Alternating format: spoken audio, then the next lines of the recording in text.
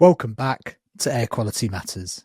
We already have the tools and knowledge we need to make a difference to the quality of the air we breathe in our built environment. The conversations we have and how we share what we know is the key to our success. I'm Simon Jones, and coming up, a conversation with Carl Zimmer, columnist for the New York Times, science writer, and author of a new book on the hidden history of the air we breathe called Airborne.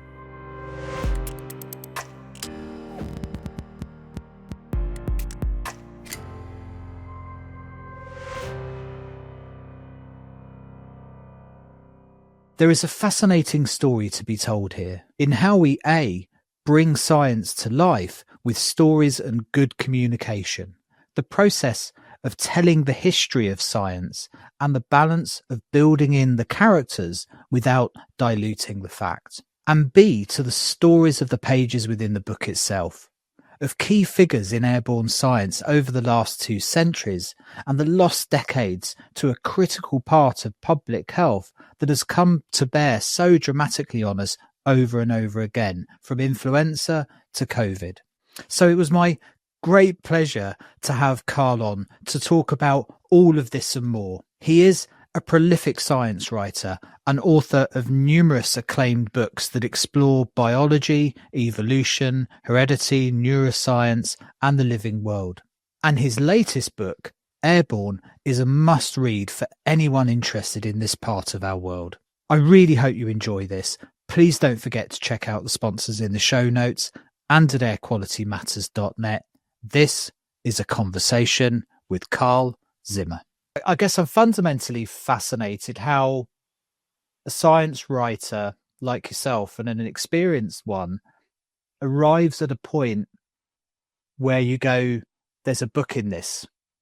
That, because it must be inbound amounts of information coming, and I imagine you got quite a broad spectrum of interests. At some point, you must have got to this point where you went, there's a story to tell here. How did you get there? I suppose that's the first question. What was the thing that kicked this whole thing off?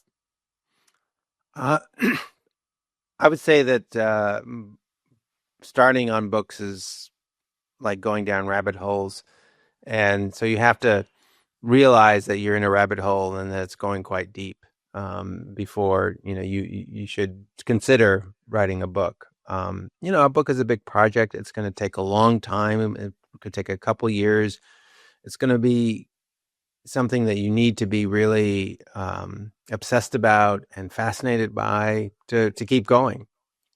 And so in this particular case, I was on a team of science writers at the New York Times covering the pandemic. And, so we were all covering lots of different dimensions of the scientific research on a disease that never existed before. And so there was a lot to learn. And there were a lot of surprises. And I honestly, I think the biggest surprise for me was that there was such a big argument over how COVID spread. I naively assumed that would be one of the easier things for scientists to understand and to work out. And instead, there was just constant battling, debates, sometimes literal screaming matches, and it took a very long time for official public health organizations to explicitly say, yes, COVID is airborne. And I just thought, this is really strange. I don't understand this. I'd like to understand it better. And so I started to talk to some of the scientists who had, led the charge to explore whether COVID is airborne. And they said, well, what you got to understand is that this did not start in 2020 with the COVID pandemic.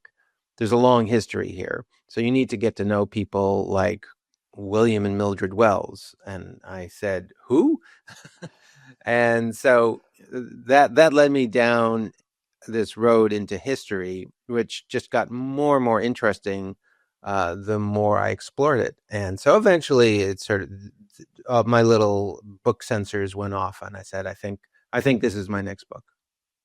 That's really interesting. So do you have any number of these kind of rabbit holes you're scratching around at any one time, and it reaches a kind of a threshold, does it eventually, where you're in as far as your feet and you're going, I think there's a book here somehow.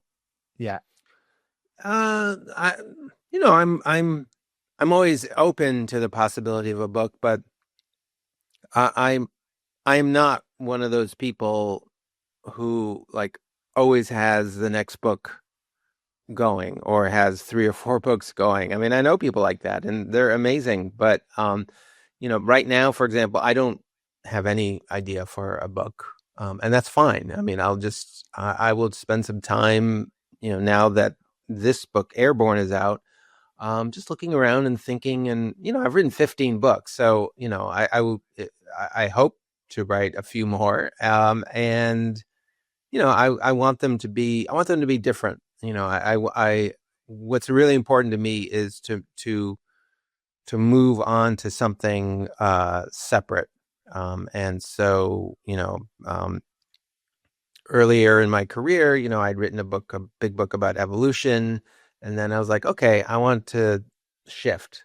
And so I started thinking about the brain, because I've been doing some articles on the brain, and I just sort of wondered, when did we develop this idea that the brain is where our thoughts are? And that let me down, another rabbit hole. And I discovered people that really hadn't been written about before, and in the 17th century in Britain. And that led to a book called Soul Made Flesh. So, there is a book 16 is out there somewhere. I don't know what it is yet. And I suppose you did was it the World of Viruses? I can't remember the exact title. It's called the Planet of Viruses. Planet of Viruses. That's right. So you had some history in viruses and bacteria and that kind of the potential for it. So I'm guessing there was some knowledge there already. Some of the stuff that you were looking at made some sense to you from the previous book. Sure. So in 2020, when I first started hearing about COVID, this was in January, and there were reports that were trickling out of Wuhan, China. I didn't like what I was hearing, because I had been doing a lot of writing in the past about emergent diseases, about viruses, about parasites, about all the rest of it all. I've written a book, A Planet of Viruses. I've written a number of articles for the New York Times and elsewhere. And, and so I would talk with, colleagues who've also written a lot about emerging diseases, and we'd say, it's a coronavirus. That's not good, because we knew that coronaviruses had already spilled over from animals twice in the previous 20 years, for SARS and MERS. And in both cases, it was extremely deadly. So, it wasn't a good feeling. And then it took a little while to sort of get to understand, like, okay, this is something that it has a lower mortality rate than SARS or MERS, but it was spreading. Clearly, it could spread easily, because, the entire city of Wuhan shut down, just in the vain hope of stopping this thing. It didn't. So by February, I was telling my friends, like, there's this, have you been hearing about this thing in China? You need to be getting ready. You need to get ready for, severe disruption. Yeah, interesting. And I mean, for those who haven't read the book Airborne, there are several parts to it, but a predominant chunk of the book is historical. Is the journey of how we got here to modern science, really. But there's also a good third of the book, I'd say, dedicated to the more recent history, certainly since kind of the Gulf War and onwards, and some of the politics that came into play around the pandemic. Was that kind of where your head started in that part? Was that what you thought you were going to be writing about, and the history kind of came to the fore? Or, as you said earlier, people were already pointing you at the very beginning and going, look, there's a long story here that goes way back. And so did you find yourself just tracking back and back and back, trying to answer that how did we end up where we are type question. Yeah. I mean, whenever you're writing about history, I mean, this is a challenge. How far do you go to try to answer your questions about why things are the way they are today? And certainly, from the outset, like I knew that I had to do some historical research because, I was being pointed to William and Mildred Wells, who were this American husband and wife team who figured out a lot of the basics of airborne infection in the 1930s and 40s. They worked it out, and then were forgotten. And so I knew that the book was going to have to draw connections at least to them. And so I did a lot of archival research to understand who they were, because there's no biographies of them. There's very little about them in terms of biography. And along the way, I just started discovering lots of other people. And really fascinating people, and people in incredible conflicts, and battling over the nature of the air, the nature of disease, all of these profound questions. And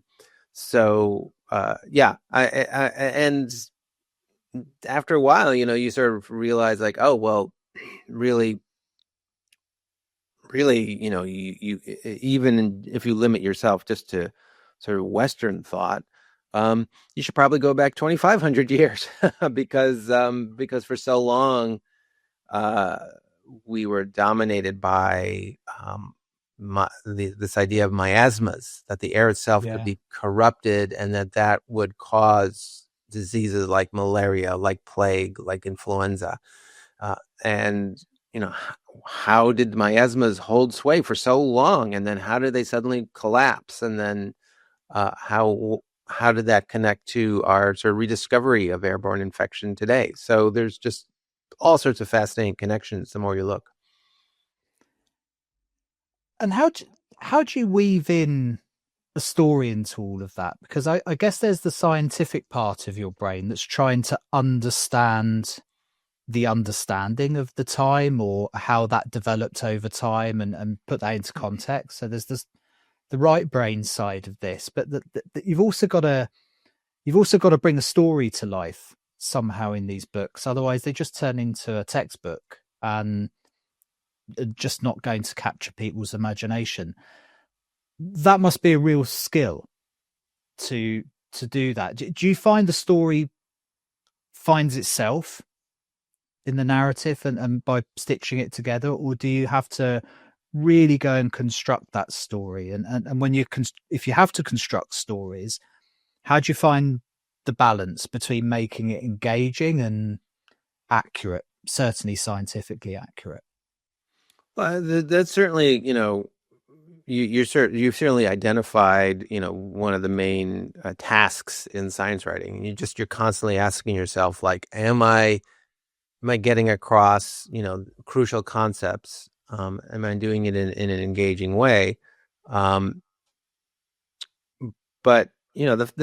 the fact is that that textbooks or scientific papers, they're both very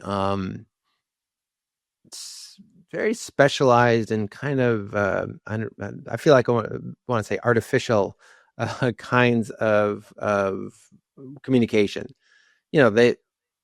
There's a reason that textbooks are the way they are. There's a reason why scientific papers are the way they are. But that's not really how we talk or think. And I'm including scientists themselves.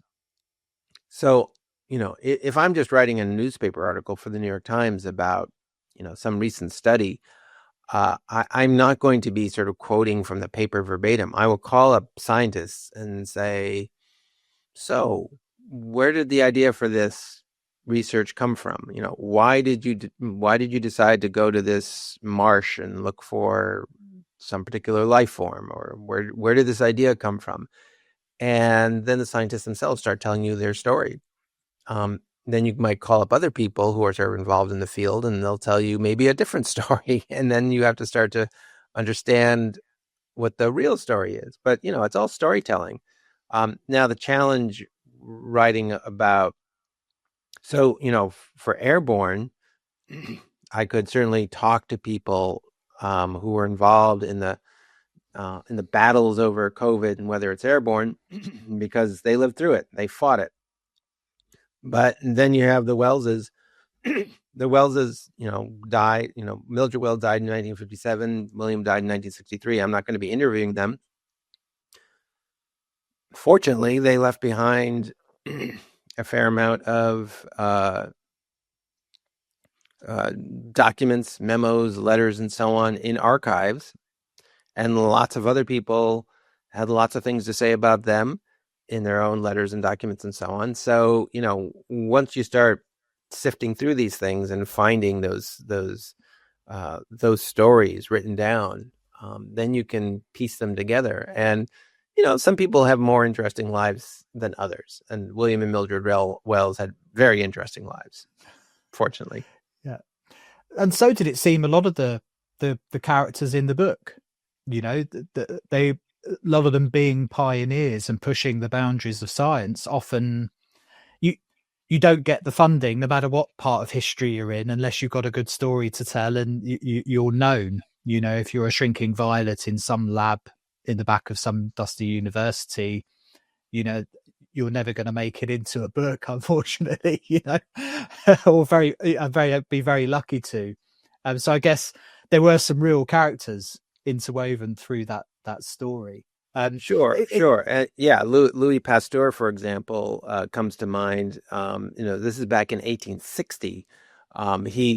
He was really the first person to capture microorganisms in the air, and this was a crazy idea to people at the time. They just said, "This is too fantastic." They couldn't believe it, and so he went on these amazing journeys, up glaciers and all over the place with these flasks that he used to catch germs. But that wasn't enough. What he then did is he came back to Paris with all of his flasks and then, presented them to the Academy there, but then also put on a big public lecture, a real spectacle. I mean, a sort of a TED Talk for 1860 with, projections and turning the lights on and off and making these huge declarations. I mean, he was a real performer, and that helped. That actually, that helped to get Louis Pasteur, to become almost a secular saint in France and to be, a household name today. William and Mildred Wells were not so good at that performance, unfortunately. So I think that was part of the reason they got forgotten. Yeah. But resurrected in many ways by Reilly later on. So, I mean, most of my listeners will know the Wellses and the Reillys from the Wells-Reilly method because it was a formula that was floating around ad nauseum during the pandemic. Most of us had no idea of the history that was embedded in that Wells-Reilly method. So yeah, for a lot of us, that's fascinating. Yes, and I think it's one thing that was interesting is realizing that a lot of people actually think it's the wrong Reilly, because Richard Reilly, Johns Hopkins professor and a former student assistant of Wells, really it did help Wells a lot in, they ran Wells's final experiment to demonstrate that tuberculosis is airborne. I mean, and Wells died during the process, and then, Reilly was left to try to, carry on the spirit of Wells basically by himself in the 1960s. But it was actually his brother Ed Reilly, who had retired, in the 1970s and thought back to his own experience as an assistant with William Wells and thought, let me revisit that. And there happened to be a measles outbreak in New York State near where Ed Riley lived, and he went and investigated it and developed, an equation. And then, it was really fun to find a letter that Richard Riley wrote to his brother saying, hey, now that we got your paper published, I hear that, engineers are calling this the Wells-Reilly equation. So, congratulations. And Ed Riley was just very happy that his name was now connected with his mentor, William Wells. And they still are connected today, but it's not Richard Riley. So just interesting. Clear yeah, that no, up. that's really interesting. Yeah, most people would assume, including myself. Do you think it will be, well, okay, a present tense question first. Was it easier stitching together the story from a long time ago than it was trying to piece together the present day information for this book, because there was still politics at play, particularly I imagine when you were doing a lot of the research for this? So the first question is that what's the easier work, in a way, the historical stuff where you're looking at archives and available information and having to interpret and do the historical stuff, versus the trying to get a meeting with somebody or trying to find documents that are current? And the second part to that question is, do you think it's going to get easier or harder as we go into the future to get these archives? Because we know there's a lot of science being rewritten at the moment or deleted. I just wonder, in 100 years' time, people looking back to write science history, is it going to be the same game? Will that, you're not going to uncover letters in the same way that you uncovered with the Wellses, are you? Yeah, that is a great question. Yeah, I mean, the old and recent history were both challenging, but in different ways. And at first I was really nervous about what I'd gotten myself into, because I was deep into working on a book about people like William and Mildred Wells, and I'm like, well, so how am I gonna bring these people to life? I mean, yes, they published some papers, and that's fine. And William Wells published one kind of difficult to read book, and that nobody read. So what do I do? What do I do? And so there was a graduate student who had written his thesis about sort of aerobiology in general in the 20th century. And he touched on the Wellses, and he mentioned that their work was sponsored by a philanthropy called the Commonwealth Fund.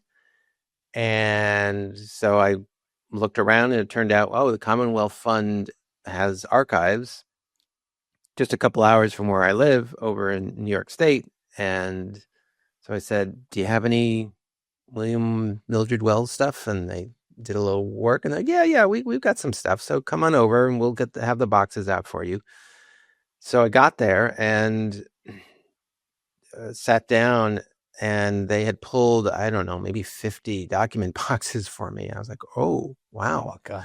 Wow. And so, and I remember, I think it may have been the first thing I pulled out, and I put it down, and it was sort of a report by someone at this philanthropy about the Wellses. So this would have been like 1933 or something like that, saying like, should we give them money? Well, who are these people? Well, and they basically did this huge investigation of them and of their background and where they were born and how they were educated and what people thought about them and their marriage, and and it's all right there, and someone's saying, well, William Wells is a terrible teacher. This is something he cannot do, but he's quite brilliant, but very difficult. And everybody knows that Mildred Wells is actually the smarter of the two, and blah, blah, blah, blah. And it's just all right there. And I'm like, oh, here we go. Yeah. And like that's a historical like a historical Reddit thread. All of a sudden, it's coming across this chat about people in a letter. But but it's on paper. It's on paper, and it's in a building, And, if you fill out a form and are allowed to go to the Rockefeller archives, you can go and see it. But, when I was writing about COVID, a lot of what I was writing about was the way that our understanding and public health messaging shifted as this debate about whether COVID was airborne played out. And a lot of that was being done, in the form of, Center for Disease Control web pages or World Health Organization web pages or press conferences that are posted on YouTube or posts on Twitter. That is all very ephemeral. These pages were already disappearing or being revised and so on. So, I was making great use of the Wayback Machine, the Internet Archive, and what a wonderful resource. And I just hope for future generations of historians that stays in place. It was recently hacked and was down for a while, and it was a terrifying thought, because that's being able to find web pages and also to be able to see how those web pages changed over time. That's a big part of our historical knowledge, that the COVID pandemic played out online. And so if people start deleting pages or rewriting them or so on, that history could be lost, because we're not going to have that many boxes of paper sitting around preserving what happened. I think you're absolutely right. And it can be changed subtly. Like you say, a web page might not change that meaningfully, but the nuance of it can change, and the inferred meaning. I mean, we know that's happening right now, for example, in the States quite a bit, as organizations shift how they frame certain subjects to keep funding or whatever it is. You lose the sense of time and place ever so easily. It's so transient, that digital world. Right. Well, right now in the United States, we are dealing with thousands of web pages on government websites disappearing. That's what we're dealing with. We are dealing with a massive crisis for future historians. Yeah. And we'll mention Wayback in the show notes here. I think you can donate to them as well. I think it's a phenomenally useful organization. It really is, to try and capture stuff for future generations. No, so I was only considering that the other day, looking at the news coming out of the States and thinking, how difficult would it be in 100 years' time trying to look back at the story of the CDC and the language being used and so on, and the politics surrounding it? Because chances are, if it wasn't captured by somebody, it's just not going to exist. And everybody's news stream, as we know, is already fairly uniquely configured. So people's perception of what's happening is different from person to person. So it's becoming for someone like yourself, actually, that must be quite worrying as you look into the future about how we tell the stories in future about what's happening today. Sure. A lot. There are lots of government documents, that should be archived and then should be available to public access. It's even hard to get some of those documents from that are on paper. One figure in my book is a microbiologist named Theodore Roseberry, who was involved in basically turning aerobiology into biological warfare, into creating biological weapons like anthrax bombs and so on, using the principles of people like William and Mildred Wells. And then after the war, he regretted what he had been involved in and became a real opponent of the expanding biological weapons program. It was really important in eventually getting it banned. So the FBI looked at his political activities, his dissent, as obviously showing that he was a communist subversive. And so they just started tailing him and creating a file about him. And I know that there's a file of 1,200 pages on him. But when I tried to use the Freedom of Information Act to get at it, and they said, oh, well, it'll take us 10 years to go through everything and redact any sensitive information. So I just had to shrug and go off to, more public, open sources of information like archives at the National Library of Medicine. So it's always a challenge to find all the information you want to reconstruct history. And for future generations, if all those communications are by email, and people just can, delete those emails with a tap of a button, or who knows, maybe they're on Signal, not even bothering with email and archiving it, then we've got a big problem. I'll have you back in just a minute. I just want to borrow you briefly to talk to you about 21 Degrees, a partner of the podcast. Formerly the Green Building Store, they were founded in 1995 by 3 exceptional building professionals, and the company grew out of their frustration with the poor availability of ecological building products.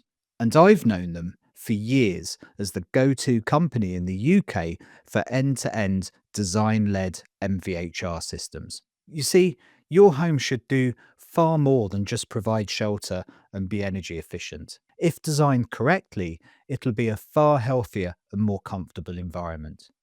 So whether you just want to start with a single product solution or need a comprehensive range of technologies to make your home more comfortable, 21 Degrees can help. In 21 Degrees, you won't find a more trustworthy, straight-talking, passionate about what they do, and approachable group of people. I speak a lot about the performance gap on this podcast and what we can achieve if we value ventilation highly enough. 21 Degrees embodies that sentiment for me. So if you're building a home, looking to install ventilation, or need to talk to experts in the field, I can't recommend them highly enough. Links are in the show notes at airqualitymatters.net, and you can find them at 21degrees.com. That's 21degrees.com. Now, back to the podcast. Yeah, no, for sure. And then history becomes much harder to tell. And, we should say this isn't a uniquely United States problem. The molding of reality is happening on every corner of the planet at the moment. So I don't think, not to cast aspersions in one direction only, although there's clearly been a seismic shift Yes. and a step in that direction in the last few months. What I think, what's fascinating to me about your work, Carl, is this bringing science to life and telling the story of knowledge.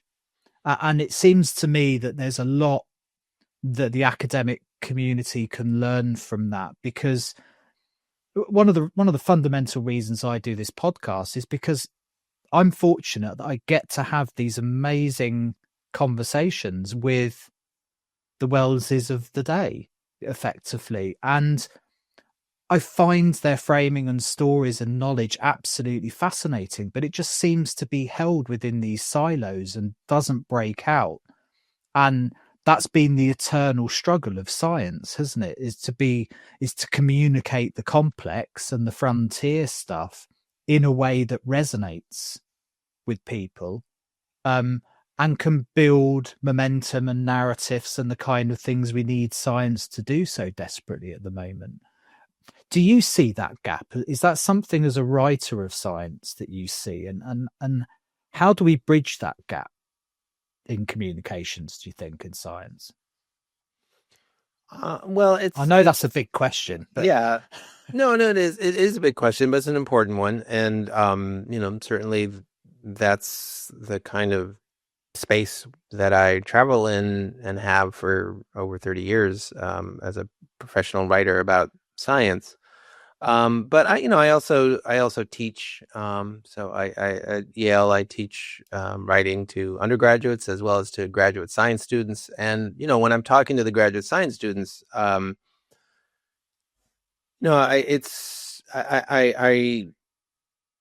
often having to really zero in on some really basic principles of writing and communication. And, the fact is that they really haven't gotten much training in those things before we meet each other. That tells me that, the scientific community doesn't really put much value on that because, they should be having more than, a couple hours with me. Like learning how to write and learning how to communicate is just, you shouldn't expect to be able to do it naturally, and you shouldn't expect to be able to do it after just a couple hours. It takes work, like lots of other skills take work. And so, certainly there's plenty of room for improvement in how scientists are trained. And that doesn't mean that everybody will become Neil deGrasse Tyson or Brian Cox or one of these, amazing scientists who can write books and deliver beautiful lectures and be on talk shows. And it's not like everybody has to be like that, but certainly, I think in the United States, a lot of scientists are really baffled that, the government support for science is evaporating in terms of massive erasure of grants. That's happening right now as we speak. And they're just wondering, like, well, why don't my fellow Americans see why this is so important and valuable and cool and all the rest? Like, so clearly they are seeing that there's a big gap in terms of communication. So there's a lot of work to do. Do you think the institutions carry some blame there? I was only talking to someone I talk with quite regularly in one of the big London universities, and they're doing some phenomenal work in the built environment, really cutting edge, exciting stuff that means stuff, real tangible outcomes in the real world, bricks and mortar effects. And they've got virtually no communications department in this university to help tell that story. Like you say, I mean, scientists themselves and researchers, without doubt, can learn to better communicate outcomes and results and intentions and framing and stuff of their work. But also they're often within big organizations who would have communication professionals in those organizations who should be telling those stories. It seems to me much better than they do. I mean, some universities do it better than others, don't get me wrong. Not that it gets you out of jail. I mean, Harvard's one of the best organizations at telling the story. And they're one of the ones under the biggest scrutiny at the moment. So I don't think it prevents the whims of politics, but we've got to get better. Those organizations, seems to me, have got to get better at telling the story of science that's coming out of those organizations, institutions. Right. Well, I mean, if let's say you're in a plane and it's going through a hurricane.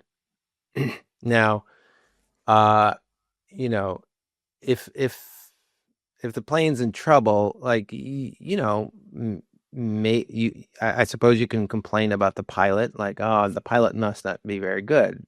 Maybe the pilot is good or not good, but you're also flying through a hurricane, Yeah. So how did you get there? Yeah. Well, the analogy I'm trying to make there is like a hurricane's a hurricane, and you can't just pretend that you can solve everything just with the right skill. So you mentioned Harvard. Harvard has a gigantic team of public information officers. They are firing in all cylinders. They reach out to journalists like me, but they also do lots of their own stuff. They get their scientists onto podcasts. They have their own podcasts. They go on social media. They're doing everything they can think of. But they're in the United States, at least, we have a culture where a lot of people look at a place like Harvard as being just, the enemy. And so, when when the government says we're going to just withhold several $billions in funding for research on things like Alzheimer's and tuberculosis and so many other things, that doesn't necessarily connect, because we're in this environment where a substantial portion of the country has developed, just very strong emotional views on a place like Harvard, and so you can send out all the press releases you want, you're still in a hurricane. Yeah, no, that's true, and probably in a way a bad organization to note, because it would be one of the ones in the crosshairs so much that people will have a perspective of it.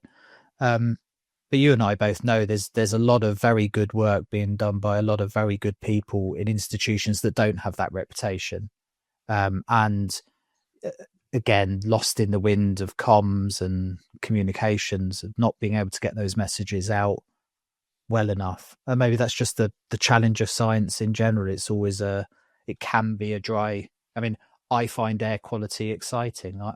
I'm fairly unique. Most people, it's not a dinner conversation, let's face it. So that's the challenge in science, is communicating it. And that for me is what you've done so well, is the storytelling. And storytelling is a universal way of communicating. Do you find you're able to use classic storytelling structures in science writing? Can you find the heroes and the challenge and the enemies and all of those classic kind of ideas of storytelling? And is that something you consciously lean on when you're trying to structure how you get the information out in these books?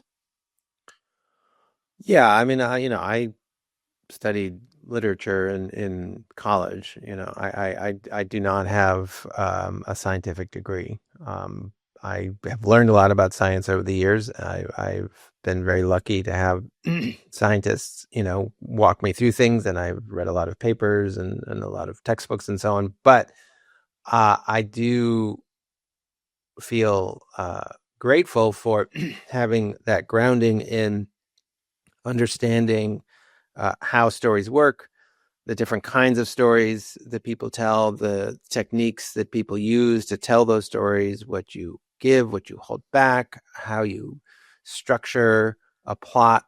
Of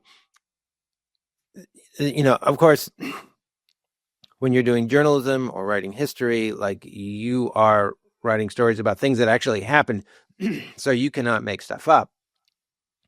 And so, you can't say like, oh, it would be great if this person was the hero. And when you dig in, you find, oh, actually, he was kind of a jerk. So, you definitely do not want to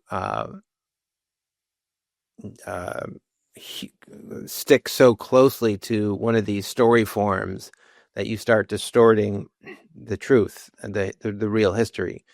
But that I find that just, you would just end up with more interesting stories. So William and Mildred Wells, the scientists who did know about them, not many, but those who did know about William Mildred Wells, well, mostly they didn't know about Mildred at all. And also, like, for William, he just seemed like this sort of this uncomplicated hero. He was this visionary. He had this great big insight, and if his message didn't get through, it wasn't his fault. And that's not true. That's not true at all. The fact is that William only did what he did because he was married to Mildred Wells. She was quite brilliant and kept him focused and moving ahead, and together they worked on a lot of stuff. And he was terrible at getting his point across. Just people, you read these reports and you get the feeling that people were just listening to these long wandering harangues and just wishing that they could just jump out a window. It was very difficult for him to connect with people. I think a psychologist could have a field day with him. I was going So to that's ask the you real that. story.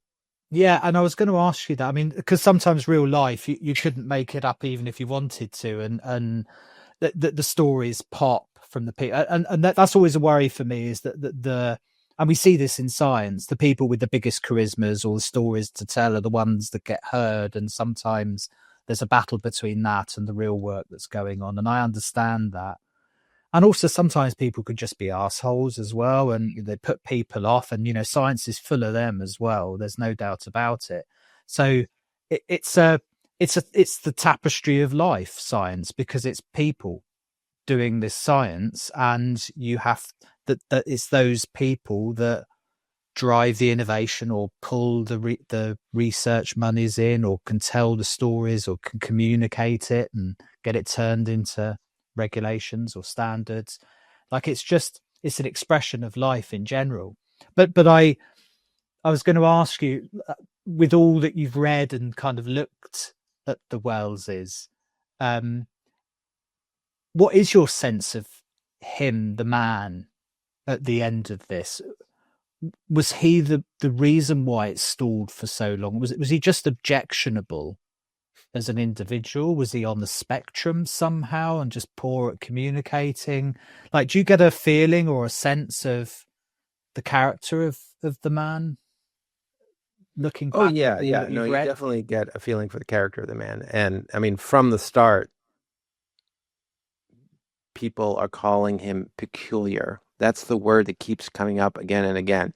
And, I feel like, sort of early 20th century language gives the word peculiar a lot of baggage. Yeah. I think that there was a lot that people were trying to convey when they say, "Oh yes, William, well, he's peculiar." And Yeah, from the I had a peculiar great auntie. I Mhm. think we that term is loaded with, but these days it would be given a name, but back then it just kind of carries this baggage, doesn't it? Yeah, he was. I mean, so William Wells was an outsider. That's another important thing to bear in mind. Mm. He was he had been trained at MIT. He got a bachelor's, and then he was going off and being what would be called a sanitarian. He was, basically, focused on water pollution, contaminated water, and then later, looking at how oysters could become contaminated with diseases because they were taking up water that was tainted with sewage. Um, and he was just sort of doing this stuff, and then lost his job in the Great Depression and was desperate to find some work. And he managed to get a very low-paying job at Harvard, just teaching a class. And it turned out he was terrible at teaching. So he's making no money. He's terrible at teaching. He's barely holding on there. And you can tell that people are kind of looking at him askance because he doesn't have a PhD and so on, and he's peculiar. And so then he and Mildred start to do this research that really is going very much against the grain. At the time, in the early 1930s, that there's just an overwhelming consensus that the air was basically harmless. That patients did not like exhale germs that could make you sick. Maybe they might cough in your face. That would be the worst of it. But mostly it was due to contact or contaminated water and so on. And so they knew that they were like taking on this huge consensus, and they were doing so as outsiders. And so they were paranoid and, combative, and, were sort of defending their turf. And, that they got fired from Harvard as a result. What So what fundamentally drove the outsider status? Was it purely a lack of qualifications? Was it social status in some way, or were they just contrarians in general that make? Because I know lots of contrarians in science that wouldn't be considered outsiders, and then lots of people in science that would be described on the border of kooks, that are just bananas stuff they're coming up with. But this kind of outsider term with them. Do you think was it just a lack of PhD status that made them an outsider, or was it something else? Yeah, it was a lack of PhDs, a lack of sort of, intimacy with the sort of the way that, public health was studied at the time. And um yeah, and just just and also on top of all that, they just weren't very good at kind of, working their way through the social labyrinth. And so, people would sort of, keep their distance. And at Harvard, once they actually demonstrated that lo and behold, viruses and bacteria can float in droplets in the air for hours, and lo and behold, you can knock them out with ultraviolet light. William Wells's superior said, "Okay, well, if I want the patent on that, and I'm taking over your research, and we're going to do it all in my lab." And the Wellses got into a fight with him and said, "No, we want to be totally independent." And they didn't have any allies to back them up, and so they were out. And so they ended up down in. Fortunately, they had a few admirers down in Philadelphia who got them a place at the University of Pennsylvania. But pretty soon they were in the same dysfunctional dynamic where, the very same people who were their big patrons and supporters were having to put up with them, just yelling at them and arguing with them and pushing them away. They were, their colleagues would write, I would read letters where they say the Wellses are their own worst enemies. They were certainly like taking on a big challenge and trying to get the world to recognize that yes, diseases can be airborne, but they didn't make it any easier on themselves. No, sure, and needed a good PR person. I mean, it sounded like between the two of them, they created this vortex of trouble. Oh, and interestingly, it struck me reading back through the book there again a few weeks ago was that if it hadn't been for the depression, he probably still would have been in oysters. Like he seemed fairly happy from what you could tell from what you were writing, working away in the world of oysters. Isn't it strange? Yeah, no, he was kind of famous because, people loved eating oysters, but you'd have these huge lethal outbreaks, where people would be dying of typhoid. And he was figuring out how to disinfect oysters. He was even figuring out how to breed them. He figured out how to breed oysters. And so he was in the newspapers as, the oyster godfather. I mean, it was an amazing thing he was doing. Yeah. And I'm sure he would have been perfectly happy doing that. But then all of a sudden the crash came and everybody was just in desperate straits. And so, yeah, his career took this amazing turn. But he seemed to be just one of these innovators and engineers and so like a good generalist. He seemed to be able to turn his hand to almost anything, not just the theory, but the practical, as you say, developing centrifuges, which seem to go through his career actually to later innovations for separating air, and also when it came to water treatments in the war. Like he wasn't just a theoretical person; he was a practical person, wasn't he? At the heart of it. Yeah, and from the start, that was true. So when he was MIT, he actually invented a very early water testing kit. So you could actually be standing by a stream, scoop up the water and put it in a probe and figure out whether there was E. coli in the water, whether there was fecal contamination. He invented that as a 20-year-old. So he had this real brilliant engineering skill from the start. And in World War I, he was drafted and he joined what was called the Sanitary Corps.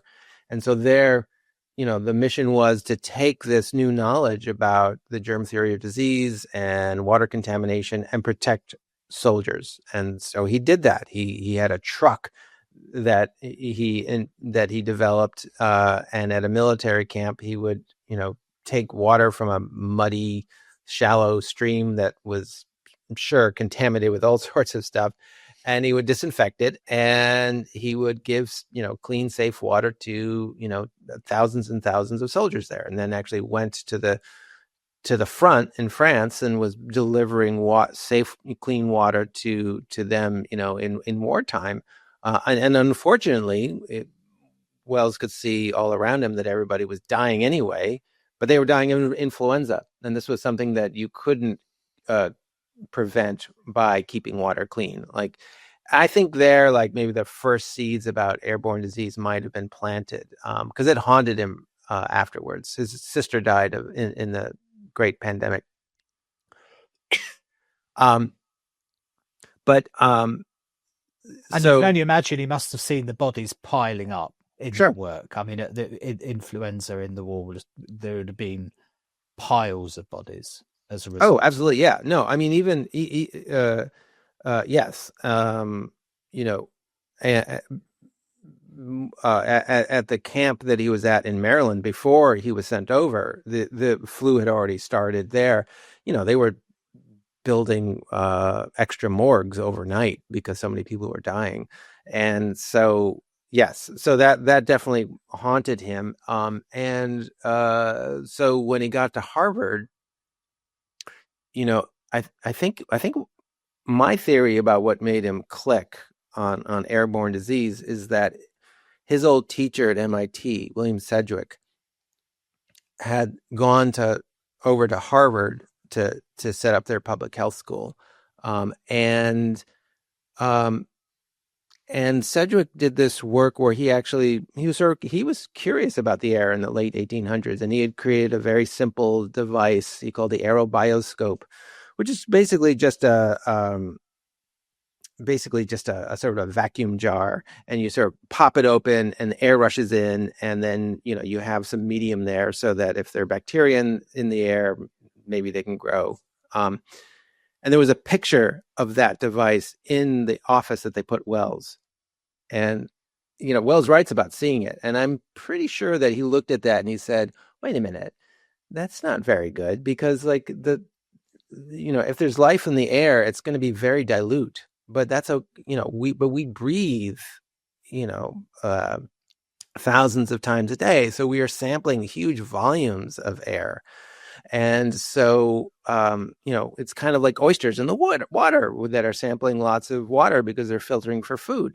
So you need to be able to get a much bigger volume of air to kind of get a sense of the risks that it poses. And so he invented this crazy centrifuge to be able to capture much, much larger volumes of air. And lo and behold, he started to find lots of things in the air, and he could use the centrifuge as a scientific instrument to test his theories about airborne infection. So it was brilliant. And he would go on to invent all sorts of other things, all sorts of devices.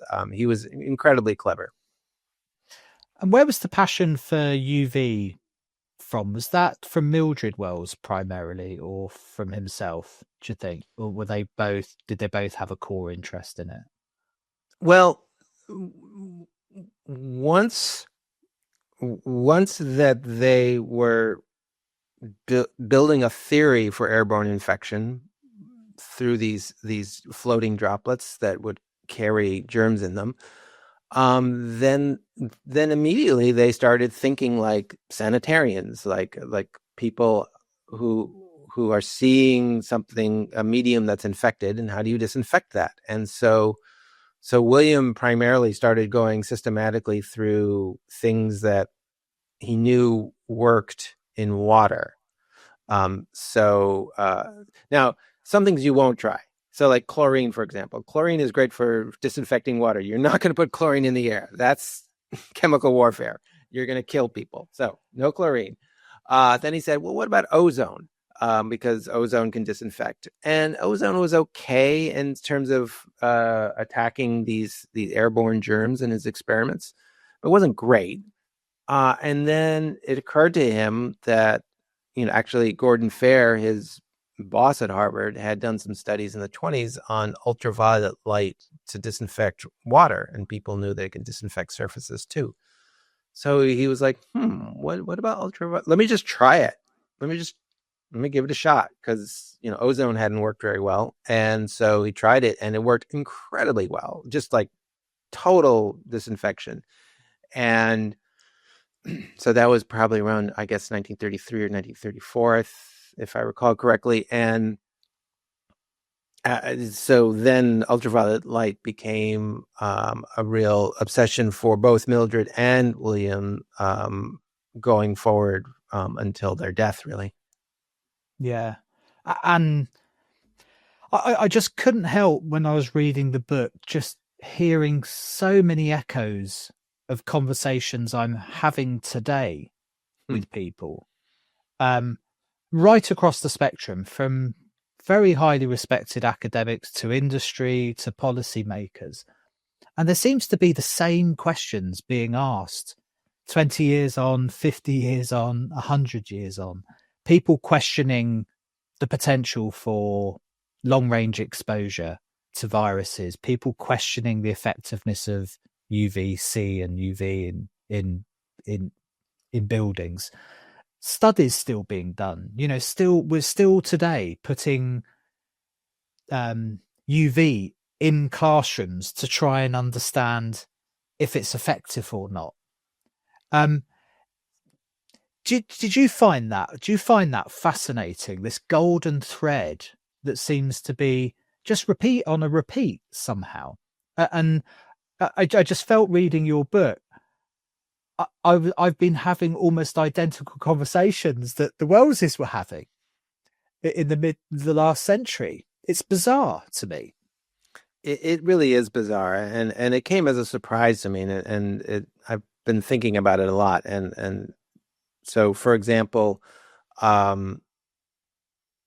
the ultraviolet light that you mentioned, there's lots of research now on particular kinds of ultraviolet light, and that might be particularly effective and safe for keeping indoor spaces disinfected, and yet about 90 years ago, the Wellses were working that all out. In 1940, when they went to Philadelphia, they actually were able to install ultraviolet lamps in classrooms in a school in Philadelphia, and a measles epidemic swept through the city, like the biggest measles epidemic they had ever seen. And they were able to clearly demonstrate that the kids in those classrooms where there were ultraviolet lamps pointed up to the ceiling were like 10 times less likely to get measles. I mean, it was a really big, powerful effect. And this was not something that they kept a secret. There were lots of newspaper articles, profiles in Time magazine, all sorts of coverage, and people were really excited. They were saying, oh, wow, it turns out that these diseases are airborne, and that, these UV rays can free the air of germs, and the reporters would talk about a future in which you would just have these fixtures in public spaces, and that we would be protected, from that 1918 flu pandemic that haunted Wells and everybody else. Like, maybe there wouldn't be another one thanks to UV light. I mean, this was all public discussion, and yet it disappeared. And today, in a lot of ways, we're back into this discussion with amnesia. Like, people are saying, "What, really? That doesn't make sense to me." No, there's no evidence for this. And the fact is that for almost a century, there has been at least, basic evidence. There's still lots of research to do on these scores, but yes, it's very strange. Anybody who thinks that things that are happening now are happening for the first time need to go back and look at history, because we are repeating ourselves. Yeah. And you said that at the very beginning when you were asking people, I guess the Lydia Morauskas and the like, at the very beginning of this, they were going, you need to look back in history. Like these are discussions that we've been having for a long time. But it seems even at a more fundamental level than that, seems to be this deep rooted reluctance to accept that the air can do us harm somehow. Like, that we've kind of understood it from an air pollution perspective, although you could argue we haven't, that we still need to do far more when it comes to air quality and the impacts on our health in general, particulate matters and VOCs and so on. But there seems to be this golden thread through history, that there seems to be this deep-rooted reluctance to accept the life in the air, that, as you put it, the life we breathe, and it's odd, and I can't quite put my finger on it. And it reminds me a little bit of radon. We seem to have the same problem with radon. Mm-hmm. Like at some psychological level, it's like people don't want to know. With radon, we know in areas of high radon, I live in Ireland, and we've got prolific levels of radon here. You can't give a test away. You literally can't give them away. And we've had studies where buildings have been identified as having high levels of radon, residences, and people won't even take free upgrades, free remediation. It's like they just don't want to know at some kind of core level. And you wonder if there's a little bit of that with viruses and bacteria and things like that in the air, that people just rather not know. That's because my hunch is, because breathing is such an instinctive thing to do, it's something we don't have control over. There's some psychological link there that doesn't want to know about something you've got no agency over at an individual level. I often say, you can not like the taste of the water you're drinking, and I can choose to wait a couple of hours until I get home and can drink water I like the taste of. We don't get that choice with air. So you wonder if there's something that finds its way all the way up to policy and science somehow, that there's just seemed this deep-rooted reluctance to accept that there's stuff in the air that does us harm somehow. I don't know. I think that there is certainly an issue in the sense that the air is invisible, and we just think of it as this transparent gas, and that's it. Now, if there's a wildfire and you're straining to breathe, like, then you become aware, like, oh, there can be things in the air, and this is probably like dangerous.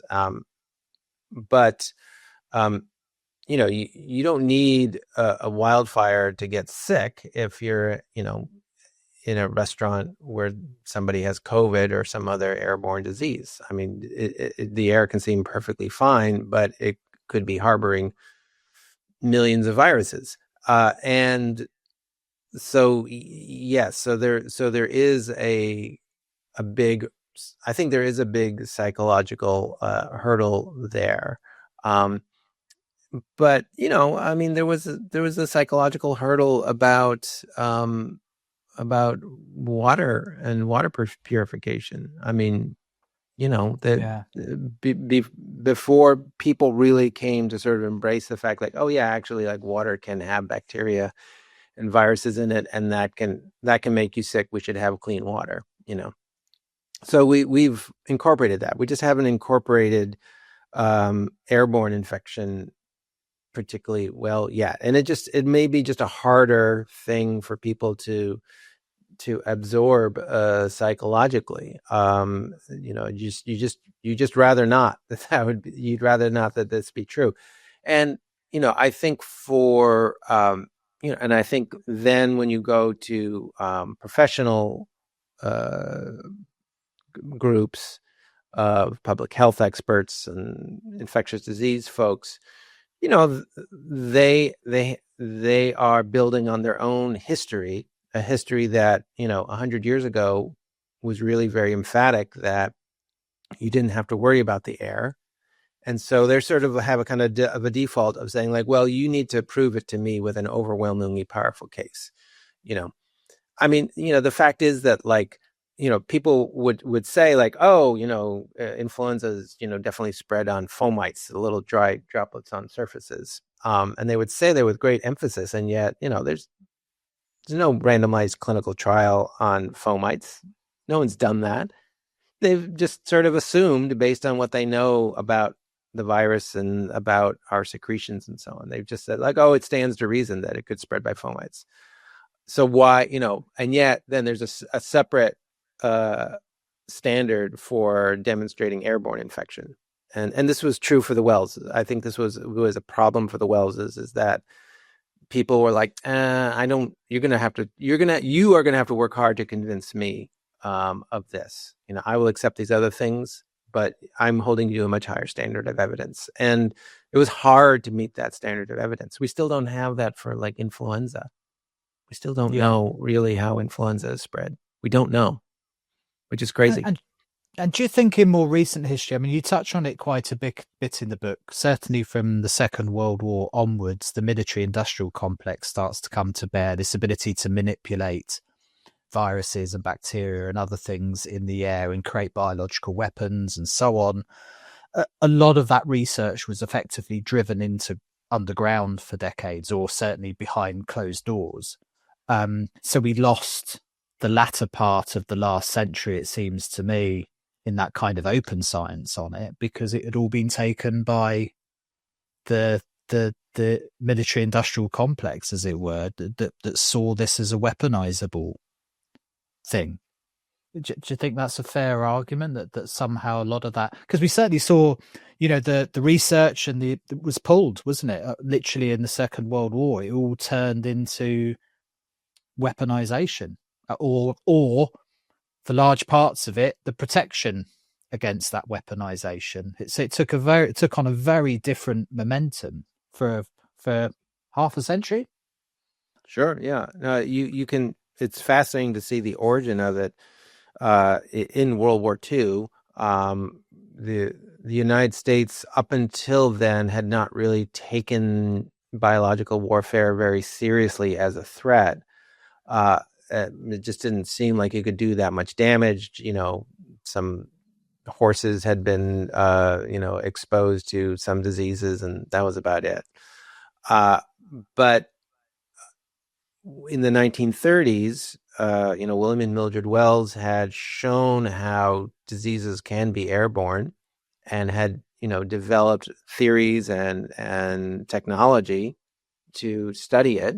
And you had other people who were flying around in airplanes and finding lots of things, way high up in the air, including, fungi that could wipe out a wheat farm, or, cause potato blight and destroy a potato farm. And so, and I write about these people in the book, and I also write about how, in World War II, the military brought together scientists and secretly said, can we make biological weapons? And they said, you know what, we can. And what we can do is we can take all this aerobiology work and just put it behind a wall at this place called Camp Dietrich, and we'll build a big aerobiology building and we will test these things out. So instead, whereas the Wellses were trying to figure out how to protect children from measles, the military was saying, how can we build weapons that will act like airborne diseases on an incredible scale and to wipe out, battalions on the battlefield? Or even food supply chains, like you say, yes. Rust and potato blights. It wasn't just even directed at humans. Like, can we disrupt an entire population's food supply? With these weapons, amazing. And some of these aerobiologists, were thinking even further. They said, okay, well, Japan is, has, lots of military vehicles. They have wheels. The wheels have tires. The tires are made of rubber. Where's the rubber coming from? It's coming from these plantations in Southeast Asia. So here is, a fungus or some other pathogen that you can send through the air to wipe out the rubber plantations, and suddenly they're not going to have tires for their armies. So this was all being experimented on, and then after World War II, it didn't stop. It just it actually ramped up in the United States to incredible levels, just creating vast arsenals of, those rust spores that you mentioned, of anthrax, of tularemia, all sorts of things. And they were doing tests, and not with these particular pathogens, but sort of stand-in bacteria, in spraying them into San Francisco from offshore, or spraying them in the New York City subways, and so on. So it was a very active field, and it was all primarily classified. And so Soviet Union was doing even more. And so you have so much energy and work going into aerobiology, but it is all classified. It is all secret. All those insights, that might actually help us to understand diseases, were just hidden. And so I do think that it was a real, aerobiology, I sort of came to feel like it's been kind of a cursed science. It's really struggled to get off the ground and really come into its own. And I think the biological warfare episode was one of the biggest curses it had. And I think you reflect that in your book. I can't remember the individual you were talking about, but they came out of that period with a lot of insight and really struggled to present that insight in a way that wasn't going to be redacted, even with the blessing of the government of the time. They were limited in what they could say, because of Official Secrets Acts. This is Theodore Roseberry. He was a microbiologist at Columbia who ended up, in charge of a lot of the aerobiology biological weapons programs at Camp Detrick, and then came out and within a couple of years was starting to think, oh, this is not good. This is, we are in this sort of endless war, with nuclear weapons and biological weapons on a bigger and bigger scale. And he wanted to warn the public, but he knew that if he started sharing classified information, he would end up in jail.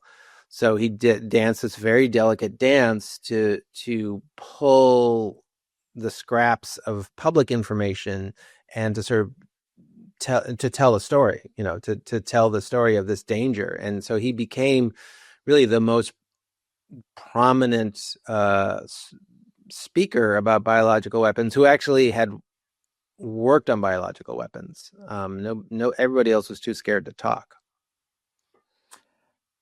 Was there a part of this book that kind of wrote itself for you? I mean, what was the most enjoyable part of this? Were there individuals or stories that just seemed to pop for you, and you really enjoyed bringing to life? I'd say, one of the most fun parts was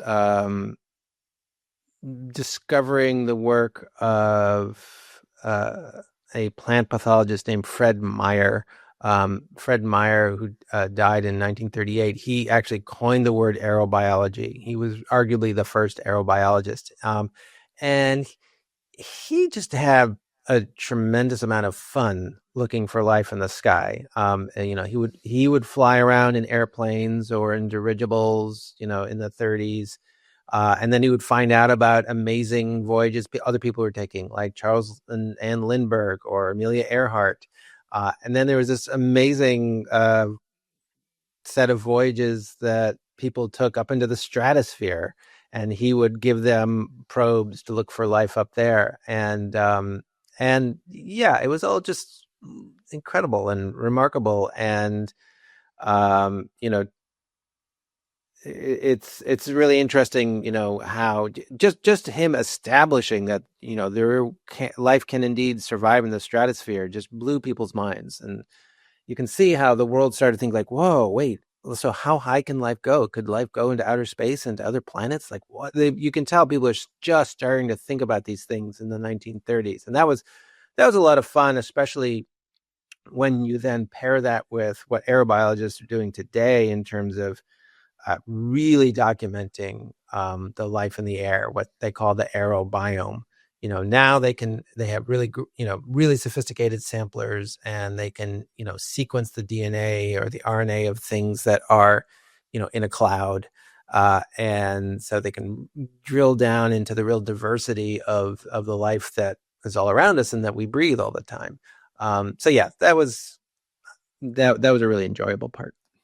Yeah, these were parachuting scientists on balloons that were collapsing as they were coming down from the stratosphere, and like you couldn't make it up. It was like that was a very fun part of the book, and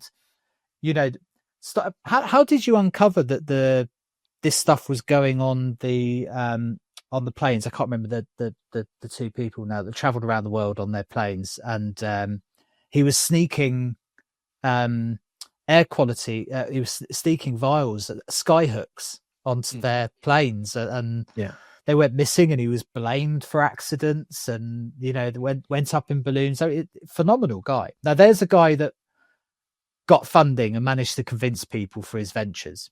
So I'm guessing he was a great communicator that got people bought into what he was doing. Yes. So Fred Meyer, he was a real charmer. You can tell that he just knew how to talk people into working with him, and so somehow he managed to reach out to Charles and Ann Lindbergh, who at the time were the most famous people in the world. They would get tens of thousands of letters a year just from anybody. And somehow he was able to reach out to them and persuade them to help design an instrument that they could bolt to the plane and take with them when they flew over Greenland to Europe, over the North Atlantic. When Meyer then, wrote up the results, he shared it with newspapers and so on. So there was a huge amount of news, it was, it was not a secret. I mean, here's someone, Fred Meyer, who we've never heard of, and yet, like in the 1930s, he was doing incredible things and was making a real sensation. And the irony is that for years his bosses at the U.S. Department of Agriculture said, you have to do this in your off hours. This is crazy stuff, and we're not supporting this at all. But eventually, like once he was able to get the Lindberghs involved and find life in the stratosphere, he was able to persuade them to say, okay, we'll support you. And not only did they support him, Meyer set up a whole government research center for aerobiology in 1937. This would have been kind of like the National Weather Service, but for life. The plans were incredibly amazing, and unfortunately, Fred Meyer died tragically looking for life in the air not long after that, and the whole thing fell apart. So again, This is part of the curse of aerobiology. Yeah, and what's your sense of the recent history? What along with your book, but in years to come, what do you think will be the story of the pandemic and some of the instances before that, and interactions with the likes of the WHO and the CDC and the politics that surrounded it all? Like, can you kind of project in your mind's eye out that far? I mean, I know you've covered it, but it's so recent. I mean, because I imagine when you were doing the research, we were still had a hangover really from COVID. Mm-hmm. Can you kind of project out 20 or 50 years, like having written what you've written about the last century? What's your kind of thoughts on how we'll look at how we dealt with this and whether we learned the lessons? And do you still think it's a cursed science? I have to say that, in the 5 years since the COVID pandemic started, on the one hand, we did have this growing understanding that COVID is airborne, and that, to deal with an airborne disease, you have to take some steps that you wouldn't for a disease that spread a different way. So in that sense, these concepts of the wells and others have really started to take hold, but then the question is, okay, well, what do you actually do to keep people safe? How do you protect people from the diseases today that are airborne, and how do you prepare for the next pandemic, which might very well be airborne? It seems like being airborne makes things very good as pandemics. And I I'm a I sort of feel like my view is that the momentum is going away, and that that push is slowing down.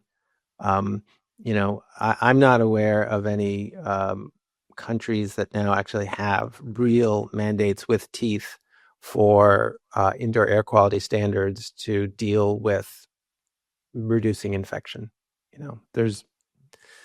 There are, scientists are putting out, suggestions like here's what you might do, but it's really, it's on a case by case, building by building, school by school basis. That we don't do that with water. We don't, you don't go and buy a house and say like, oh, by the way, do you do anything to make sure you don't get cholera or typhoid in your water?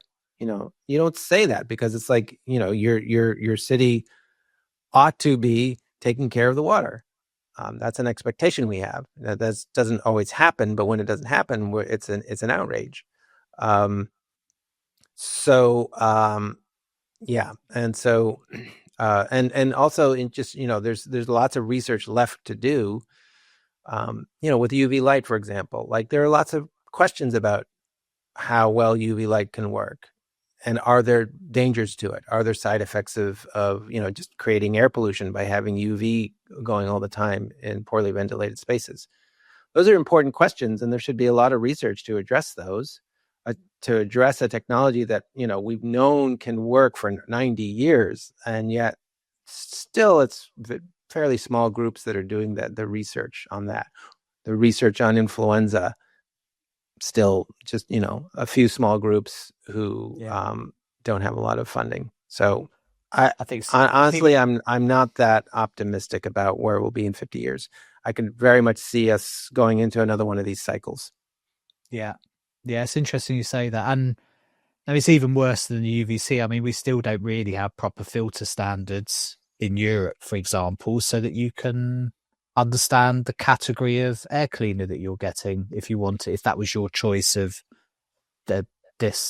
de-risking a space, and never mind UV. And like you say, there's good work coming. I've got some people coming on the podcast shortly that have got some really fascinating work on far UVC, and its impacts look like really positive. But I think this microbiome question, it seems to me to be a little analogous to sustainability. It's such a nuanced and complex area that the science is never going to finish on it. So if you're looking for a black and white, this is the answer type scenario, probably doesn't exist. We don't know what a good level of bacteria and viruses is in a space. I think everybody accepts that having completely sanitized spaces is not good for anybody. So at some point, there's a line somewhere that exists where there's a healthy environment where you're exposed to enough to keep your body in check, but at the same time not dangerous. And so it's a hard one to answer. And I get that when most people I speak to are quite conflicted in this post-pandemic period. We're just not sure what the trajectory is post it. There's definitely been a step in awareness. And I think that the pandemic for the first time taught everybody that there can be acute impacts of air quality on you. But I don't know that it's been enough. That's the trouble. It's a hard one. What do you hope people get out of this book, reading it? Because it's fantastic, by the way. I mean, it was an absolute I listened to it both an audio book, which I can thoroughly recommend. The narrator of that was excellent. And the book itself, I have to say, though, it's a twice read book. There's no doubt about it. You find yourself, anybody that's watching this on camera can see copious notes and marks in it. It's one of those books, not just because I knew I was talking to you, but because you're going, I need to go back to that bit. That's brilliant. What's your hope for the book that people get out of this book? Yeah, I hope that they look back on the COVID pandemic that they lived through and think about it differently. I think that there was a story about COVID that I think a lot of people didn't really appreciate was playing out all around them, and that was part of a big, deep, fascinating, messy history. And I would also hope that people would just look up into the sky and think about it differently, to recognize that it is just teeming with life, that the atmosphere is an ecosystem, and some of it you can see. Maybe you see a dragonfly shooting past you or a hummingbird, but as you look up in the sky, the life just keeps going up and up and up. And you're a part of it. Your lungs are part of the atmosphere. And that joins you. And it can be a little scary when you think about the things that you can breathe in that can give you tuberculosis or all sorts of terrible things. But it's also enthralling that we are a part of this remarkable space that we call the air. Yeah, absolutely fascinating. Carl, thanks so much for spending the time talking to me this afternoon. It's been an absolute pleasure, and I can't rate your book highly enough, particularly for geeks and nerds like myself that are into this space. But there's a broader story in this, and I think anybody that's got any interest in the air that we breathe will have an interest in this book. So I can't recommend it highly enough, and we'll certainly put it in the show notes. Carl, thanks very much. Thanks for having me. Thanks for listening. Before you go, can I ask a favour? If you enjoyed the podcast and know somebody else who might be interested, do spread the word and let's keep building this community. This podcast was brought to you in partnership with Aereco, Aico, Ultra Protect, InBiot and 21 Degrees, all great companies who share the vision of the podcast and aren't here by accident. Your support of them helps them support this show. Do check them out in the links and in the show notes and at airqualitymatters.net. And don't forget to check out the YouTube channel by the same name, with plenty more content due to come on that channel. Thanks very much. See you next week.